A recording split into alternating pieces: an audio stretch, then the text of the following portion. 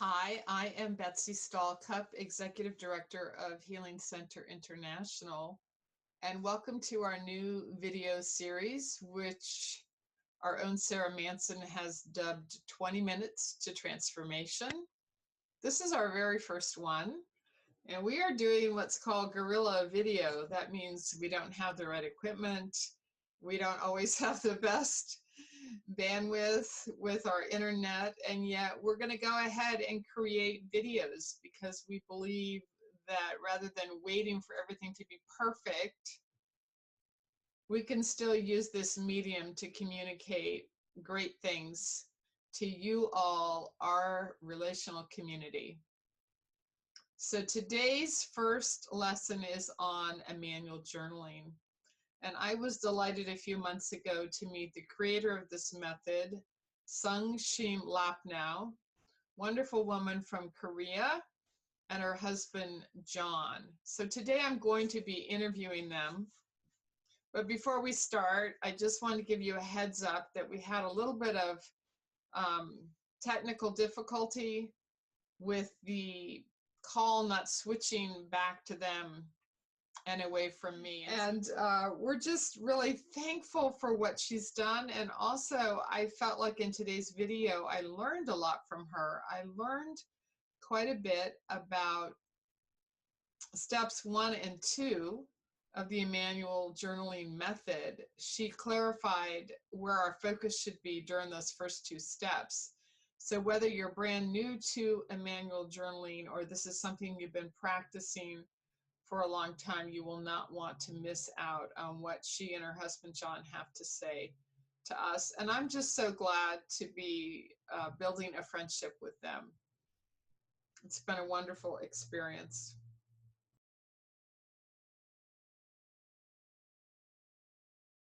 I have with me today special guests Sungshim and John Loppnow, who are in California, right?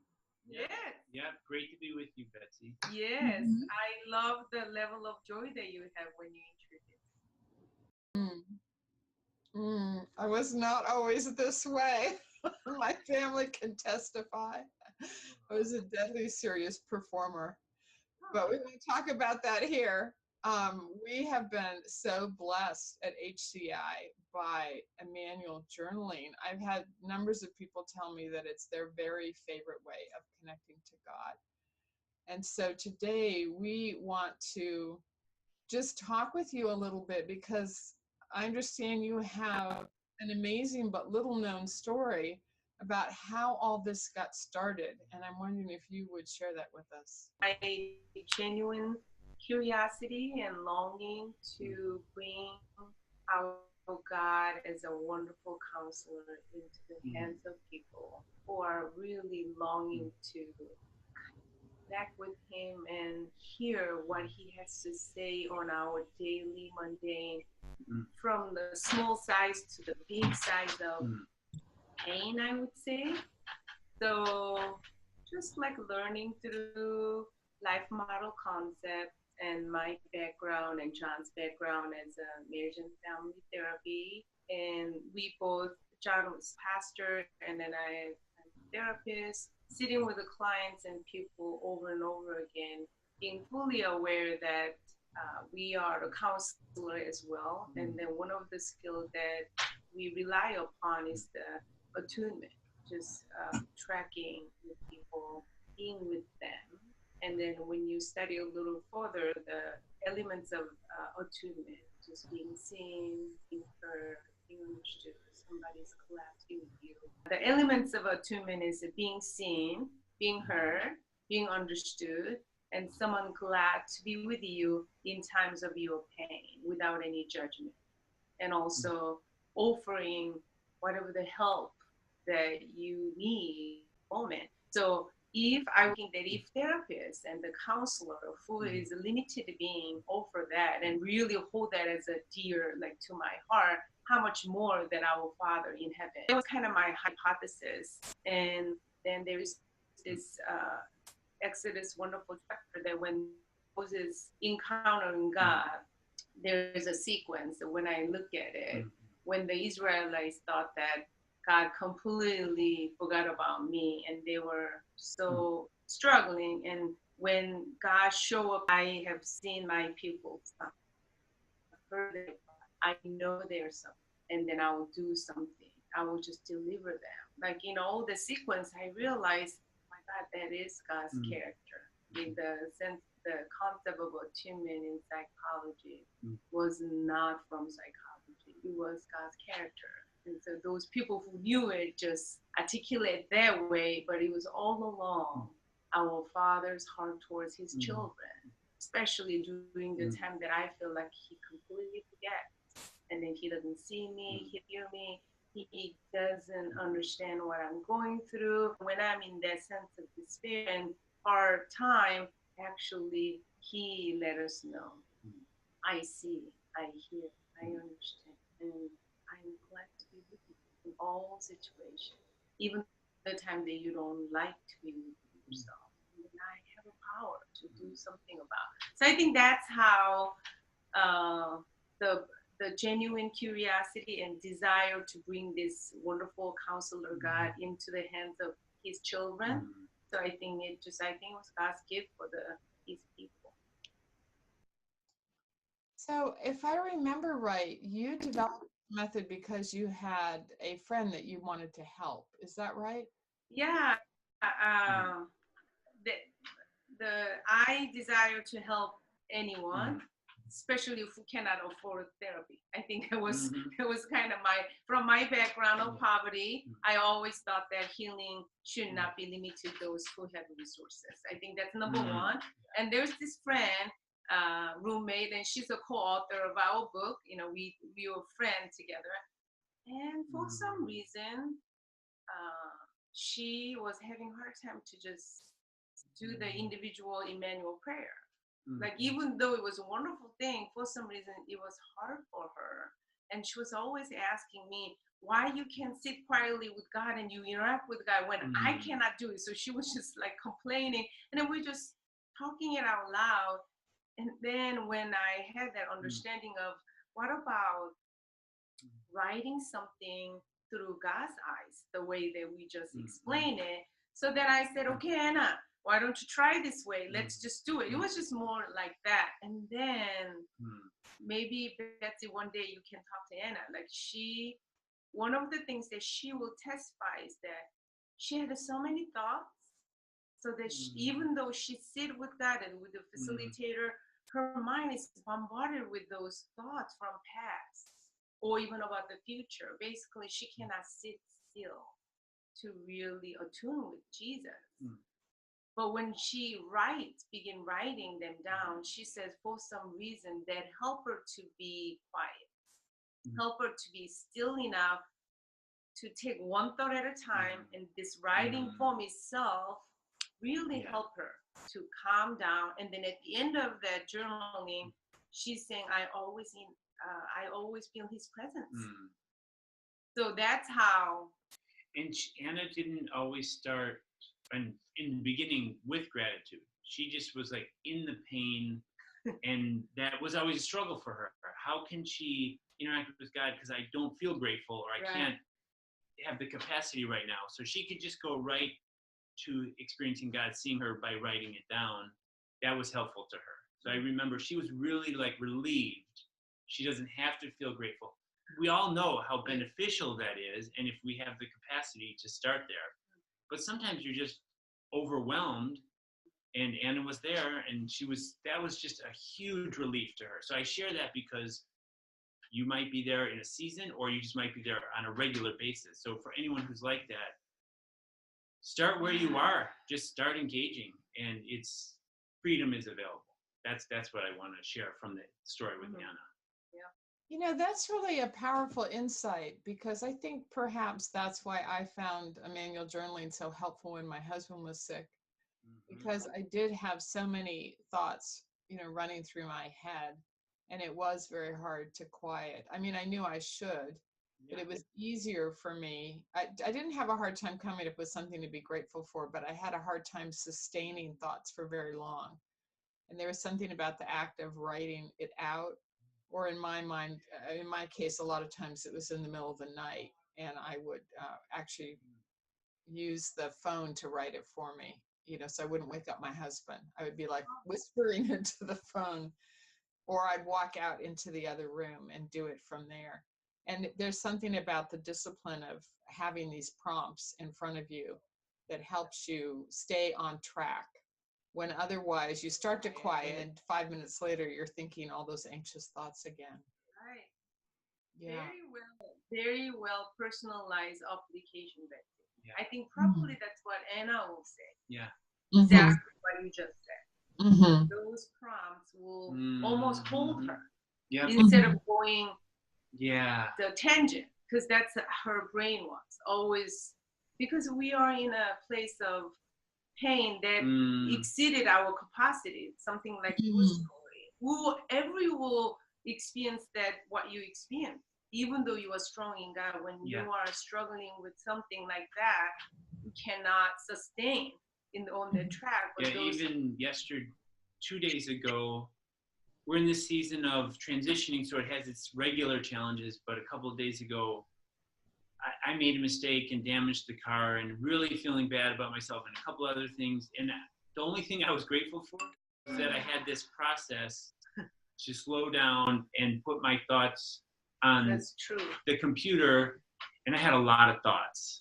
So like you, Betsy, it was good to just, God saw each thought and was with me each little step. And then I shared with Sungshim, and that had its own, that's the power that we really want to connect. We were even reflecting recently, when you write it down, either paper or on the computer or the phone, it's easier to share with someone, readily shareable, and that increases the relationality and the interactive and the connective experience. So that's just something that facilitates it. That it's powerful to have my wife listen to me and the pain I was in, and her care and compassion. So good, so good. So that's the thing that we always want to draw out. Sharing with another person who loves you is hugely transformative, and it continues to be. Yeah, this is so wonderful. So we had talked about having one of you lead us through, or maybe you want to share leading it. I'm not sure what you all are going to do, but I'm happy either way. Hey, whatever you have for us, we're happy to have. Okay, so I've been teaching this tool everywhere, and then this is my observation. You can begin wherever, John said, wherever you are. It doesn't matter. Like, those are prompts. I mean, that to write whatever that comes, right? But then our purpose was, I can see you, that part. I think in our book we explain it. Just really notice outwardly, the environmentally, what you actually notice. And as you know, the trauma healing, that's a very important skill. When we are lost in our past trauma, you are not even aware of the present. That's what's happening. And then that's very disorienting to so many people, because of your brain, you are taken back to your past, your sensation, and everything is just, it's happening again right now. That's how we all feel. So when we slow down, when God sees you, I encourage people to actually see what you are surrounding. So I see you, Sungshim, crawling up in the bed. Let's say yesterday, that's how I felt. Then instead of thinking that my mind, I go back in my past, that I felt humiliated. Instead of going there, God saying in 2018, October 29th, you are here. I see you in Zoe's bed, my girl's bed. I see you there, and then I see you crying. I see you breathing heavily. I see your knots in your tummy. So almost, I really want people to utilize that I can see you part. There's a much benefit if you really understand where we both aiming at and coming from. So then I want people to be aware the benefit of that I can see you part, like be noticing what God sees, the even surrounding. and then physically what actually he sees right now, and also go from outside, beginning on outside, you, and then go internally, your body sensation. So if you can do that sequence, I would say that's a great value. But when we do it, we don't do it all like explanation like that. But for your people, I want to offer that I can see you part. You can definitely utilize like that. And then I just want to add, I mean, in line with her, we know if people are interacting with God, we celebrate that and affirm it. Since this is a little teaching, I noticed, just to contrast, people use I can see you as a different form of I can hear you, which is totally fine. Like, I just want to give people like freedom. Yes. But what was in our minds is what Sungshim is saying, to notice your physical state and your place in the world right now. So it's basically your physiological experience in this moment. And there's like deep reasons why. And actually, Dan Siegel, we learned a lot from, and he has a new book out called Aware, which you can kind of, he goes into much greater depth into the importance and the value of that. So it's very simple, but it's something that people can skim over. Right. But actually, there's a lot of integration that happens when you can say, oh, I notice my breathing is here, and my shoulders are tense, and my head aches here. You know, whatever that is, it's not just superfluous. It's actually very meaningful and powerful skill that we have to develop. So that's something that we don't often take tons of time on, but that your experience of Immanuel Journaling, or just connected to God and one another, could be huge there. And this idea popped in my mind. So it could be from God. It could just be something I'm interested in. If we could, as couples, like, that's sometimes when you share, like, I was upset when you did that, that's hard. But if I want to do an experiment, if you could just express how you physiologically feel. I noticed when you shared that, my shoulders tensed up, my breathing was shallower, without saying any emotion or judgment. Just describe your physiological state. That reduces, I think, defensiveness. So it's like a little experiment, and it's sort of, I think it has transferable ability to just relationships as well. So something that popped in my mind. That's something I always want to do with Sungshim. Like, oh, I noticed when you said that, I do this and that. And so then I'm not judging her. I'm just describing my experience. So that's like, I can see you. We could probably expand more and even go in depth, but that's, I can see you is hugely important. And if you do it more, if any of us do it more, you'll experience more healing from your trauma, from pains in your life, memories that are hurtful and that keep coming up. You'll experience more of that if you integrate that. So that's, I can see. Love that. You know, it's funny. I think a couple years ago when it first came out, I read the book, The Body Keeps the Score, by Vandercock. And, you know, I didn't agree with everything he did, but it made me so aware of the importance of paying attention to our body. That just because we don't like the way our body feels doesn't mean we should tune it out and ignore it. I've got a sprained ankle I'm recovering from, and I sometimes just want to ignore it because I don't like, you know, I don't like the fact that, but then at night when I go to bed, I realize, oh gosh, I was really on my feet too much and it's all swollen.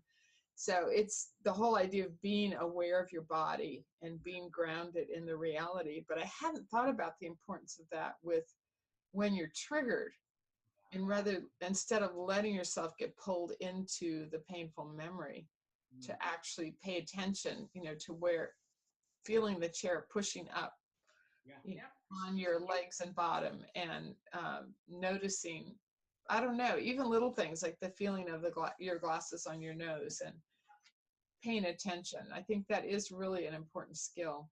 It's a capacity issue that most Americans, Westerners, probably most people in the world do not have a high capacity to notice what they're feeling in the moment. And even there's a study done on marathon runners that if they feel pain in their shins or their ankle, the ones who can notice it and acknowledge it to themselves, they have less injuries and they can run faster and better than those who just try to ignore it completely. So, and then that's probably, we could make a corollary or use it as a metaphor, just in relationships, it probably, I think it would make sense that we can have better relationships that last longer and less injuries if we acknowledge it to ourselves and to people who care about us. Wow. Yeah, I want to try that, what you just mentioned, that instead of saying that hurt my feelings, to actually say, you know, to describe how my body felt. It will be so powerful for both anybody who's experiencing it.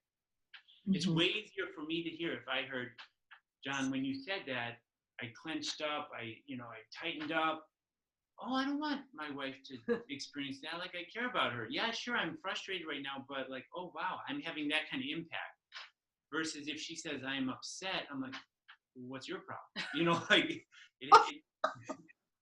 like that's, you know, I mean, I'm just saying it has a different experience. And nothing, you know, it still could trigger us, but I think it reduces the friction there. Well, my tendency, I think, just imagining this, is that if someone said, when you said that, my stomach knotted up, I would want to go toward them. Yeah. I think so. Rather than feel like I have to, you know, defend myself. Yeah, I think it reduces the defenses and it increases the connection, or at least possibility for it. Yeah, so that's how I can see you. Yeah, that's how I can see you. So if we don't have time, we can, you know, think of another time. So I want to let you lead it, or just see that the time, how the time goes. And that's the I can see you part that I really want to offer. And I have the I can hear you part, just like a little glimpse of it, is that throughout all the travel that I do in terms of teaching Immanuel Journaling, I can hear you. I notice that it is correlate the level of honesty or the vulnerability that people are willing to go with God in that section. It is so various. Like from people, even though they know that God hears every thought in our mind, but if you hold the image of God as if he knows everything and then he will punish you, even a glimpse of it, if you have it, you will never write it down, everything there. Maybe Betsy, you developed an intimacy with God so that it's easier for you. To me, it's quite easy. And so I thought that everybody's that honest with before the Lord. So that's when I hear you, quotation mark, I hate that person, or like I want to die, or I want to kill that person. Yeah. Of course, it's a fleeting thought. Yet God hears it without any judgment.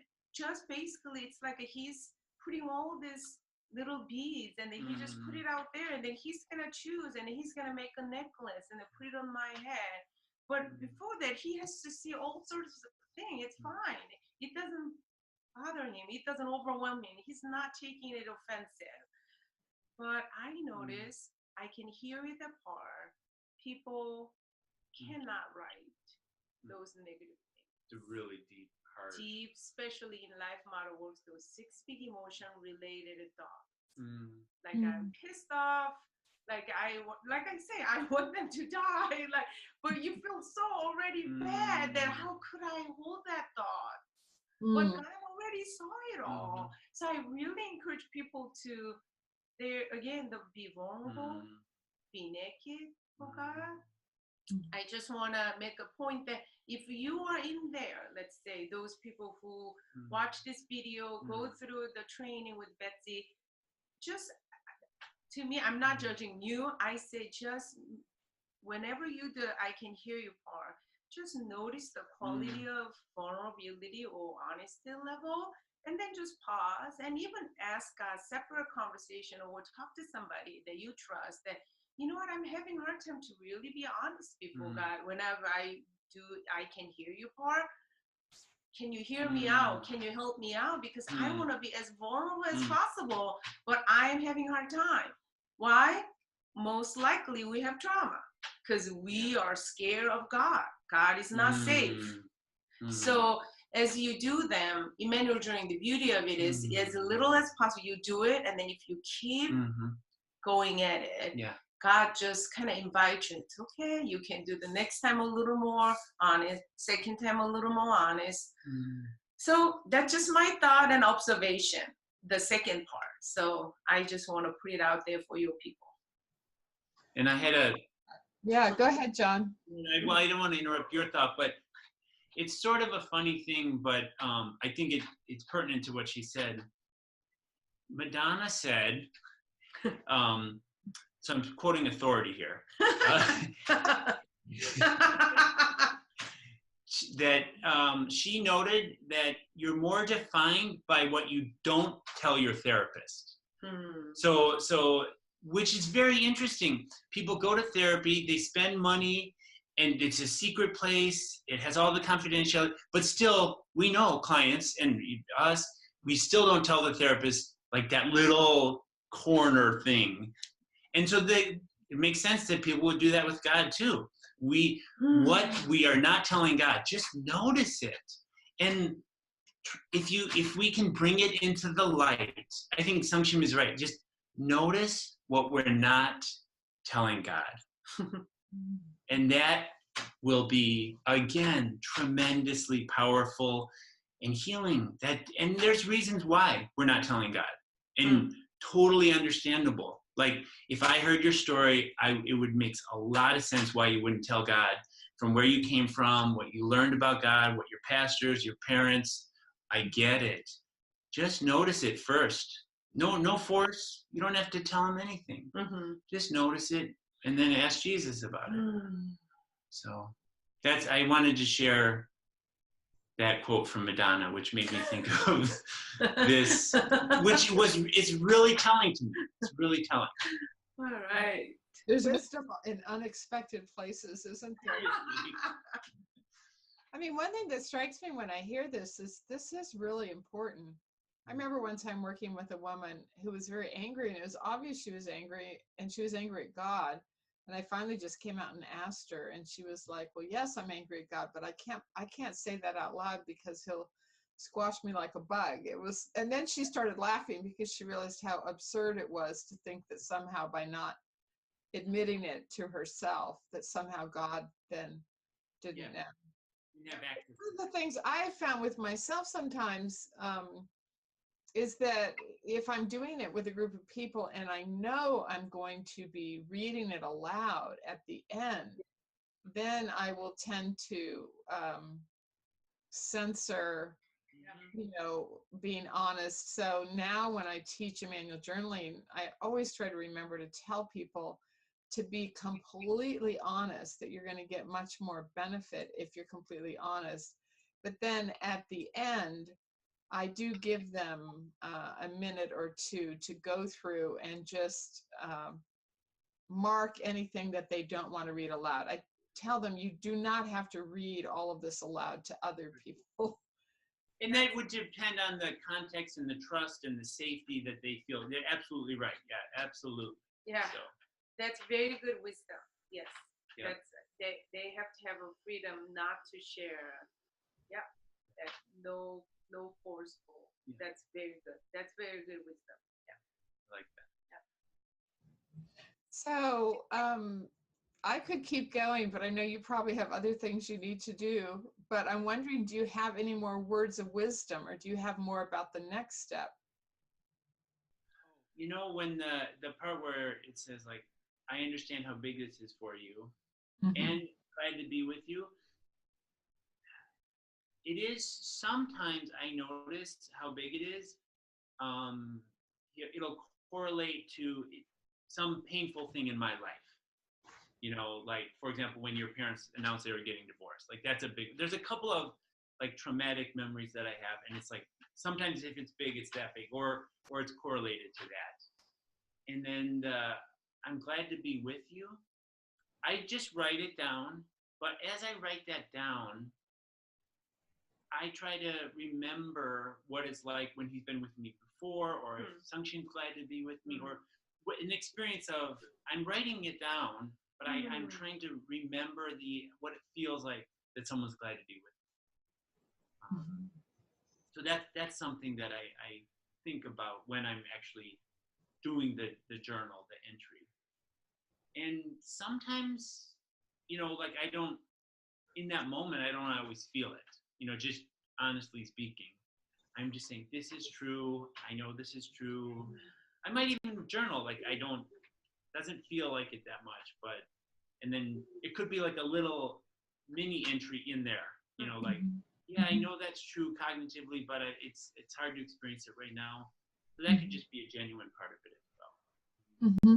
And recently, like, there was like, Jesus said he was like glad to be with me, and he would just have the right moment, the right gesture, or the joke at the right time. But right now, I'm just sitting next to you like a good friend, you know, quietly being together. And that was exactly what I needed. So that was the sense that I got. He was just like this, almost, just if we were quiet together. You want to add anything to that? Well, like I think so, Betsy, I noticed that I'm Korean, Asian person. Whenever I offer the prompts or the rules, Asians tend to like really hold on to that. Like they don't want to make mistake. They have to get A.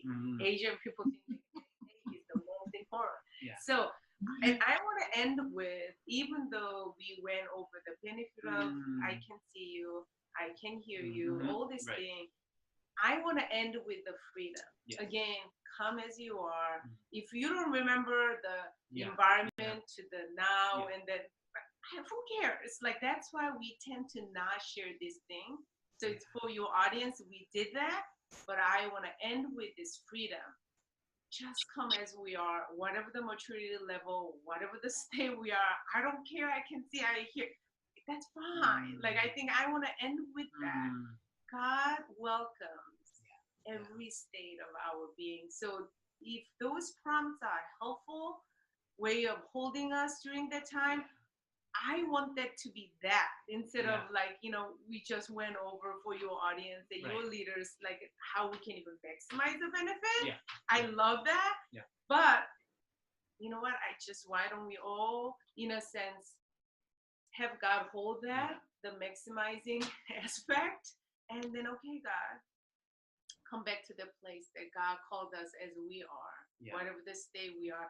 The more we know, sometimes we want to strive for that best, right? Like me being an Asian, I totally relate to it. I want to get A+. And then that become a hindrance to my soul. He just saying, come, Sungshim, I just want to be with you, either. You know, so I want to end with that freedom, the spirit of welcoming from God. So that's what I want people to kind of end with or walk away. That is so touching. Oh, good. Well, I'm wondering if you all would just pray for the ministry. And we will just let you go. And I hope we can do this again sometime soon. So John is going to pray. I'll pray, and a thought popped in my mind, and I hope do I have like a minute to share? Is that okay, Betsy? Yeah. As she was saying, to me, that I would paraphrase it as the importance of playfulness. You know, both my Zachariah and Zoe are both in soccer, and when they go to practice, you know, the coach is like, okay, do this, pass like this, no, not like that, more like this. Like, so there's coaching, skill building sessions. And then often they end that time with a scrimmage, you know, so it's just and almost like, can we live life like a scrimmage where you're just having fun? Like you're learning the skills, but then you let go of like getting it precise, and you just go play. And so this is like a coaching, like a skill building session. You get it, you kind of know it's developing your mind. But then what Sungshim was saying as coaches, just go play, just go have fun, like and pass the ball and score or miss or not or whatever. The importance is like the play. Like that's actually the best way that we learn is if we can play. So maybe that will like be a perfect lead into our prayer and our blessing, you know, just for your ministry, for the people there. So thank you. Yeah, let me pray for everyone. So Father and Son and Holy Spirit, it is so good to be welcomed into your presence. You're always inviting and finding creative and playful ways to draw us into this community of love. You are a community of playfulness and joy and quiet. And as I hear, Jesus, your words whistling in my heart, I know you want a community of love reflected in your people. You want heaven to come down on earth through the way that we relate to each other. And we're fueled and nourished when we abide in you. And may we abide in you not as merely individuals, but as communities, as small groups, as families, as marriages, as parents and child, and whatever assortment of relational connections there are. That's where abiding takes place. The playing in the school of your love in each relationship that we're a part of. Help us to experience your presence through the wise practices that we all know about and learn about. And then we can even, who knows, the people that are hearing this may be creative and find ways of doing it in a new, playful way.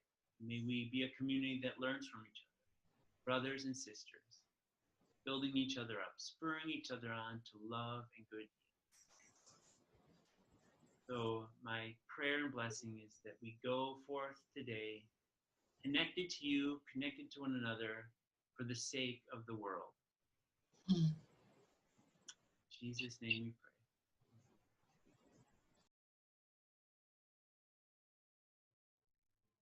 So thank you for joining us today at our very first 20 Minutes to Transformation video presentation. I hope you enjoyed it. And we thank you for hanging in there with us during some of the rough patches. And as we like to say, we eat the meat and we spit out the bones. And we'd ask you to please subscribe to our Facebook, Twitter, YouTube channels, and consider getting our newsletter to keep up on new videos that we'll be creating in this series. Thank you for joining us, and may God richly bless all that you do and all that you are in Him. You are His child. You are beloved by Him, and He wants nothing more than to interact with you and just love on you. All right, thanks. Bye.